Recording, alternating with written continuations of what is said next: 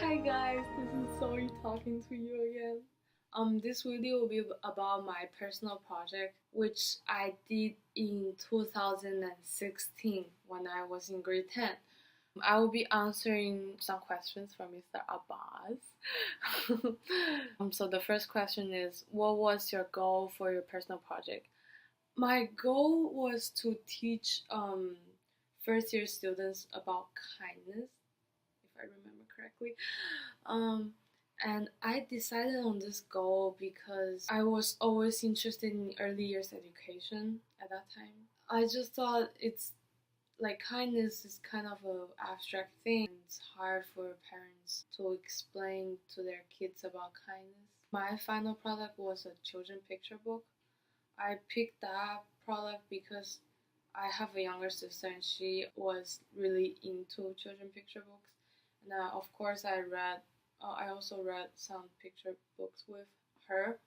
And what I noticed that like good children picture book is a really good way to teach kids about good qualities and like also the things parents don't know how to explain to them. How did I decide on my timeline for my personal project and how often did I change my plan? I didn't have a really clear timeline for my personal project, but I know it's a really important thing to do because that way it helps you to handing everything on time. If you miss a deadline, it's just gonna accumulate and you have more deadlines to meet. But if you manage to meet all the deadlines on time, that means you wouldn't have a lot of work to do in the end, and that just wouldn't give you a lot of stress.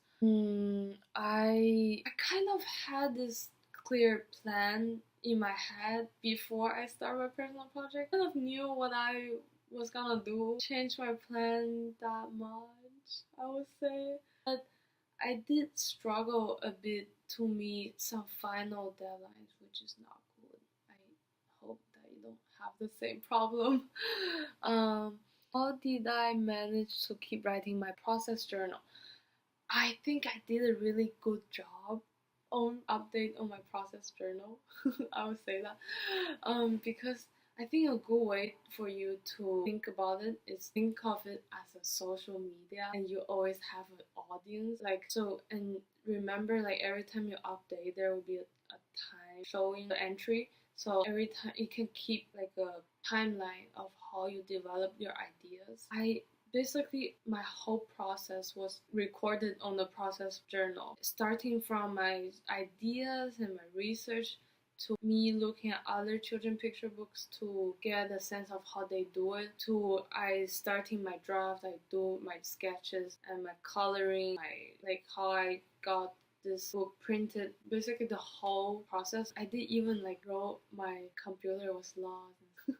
What difficulties did I face? I think I did face a lot of difficulties because my topic was too broad because I said like young children, and my supervisor really helped me with that. So he helped me to find a narrower research question, which is helpful so it's easier to achieve the goal. And another thing was because that was the first time I wrote an essay and I didn't know about the format and the language I should use. And also in the midway of that essay, I lost my computer.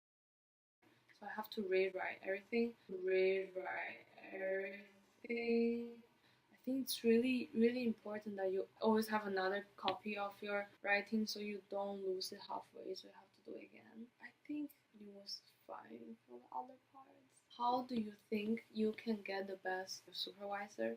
I think it is really important that you pick a supervisor that you think you can work the best with, because even though I was doing children picture book, I didn't pick the art teacher at that time. I picked a teacher that worked quite well with me and who like understand my idea and stuff. I think that's very important. Also, don't pick a supervisor who's super busy because that way he or she wouldn't have time to help you with your personal project.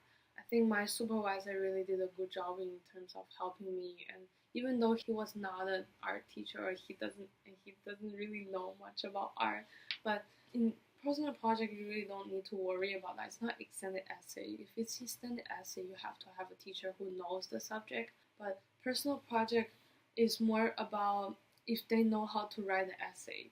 If the teacher knows how to write a good essay, then he's good. And if you're happy working with him or her, that's the reason why you should choose the supervisor. How would I have done differently? So after my book was printed, I wish I could show you a picture of it. Um, my parents and my supervisor wanted me to self-publish it, but I didn't do it until now because after the personal project, I think I realized a lot of flaws in the format and in my sketches, and I wanted to make changes to it, but I just never did. I think it would be really nice if I managed to publish it, and I did struggle with making the drawings and stuff. I don't think that was a very important component to my personal project, but I really enjoyed that part and I paid a lot. I think it's really important, but I didn't do it quite well because of the material I used and the technique. I didn't have a really good drawing technique. Any other advice?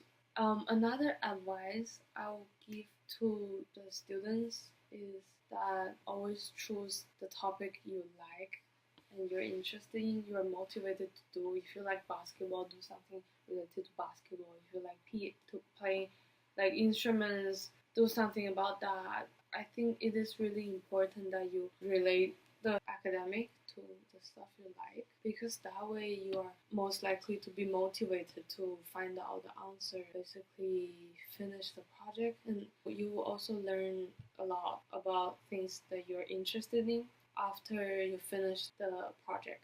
Yeah, and talk to your supervisor. I'm sure they will have a lot of ideas and advice for you, but always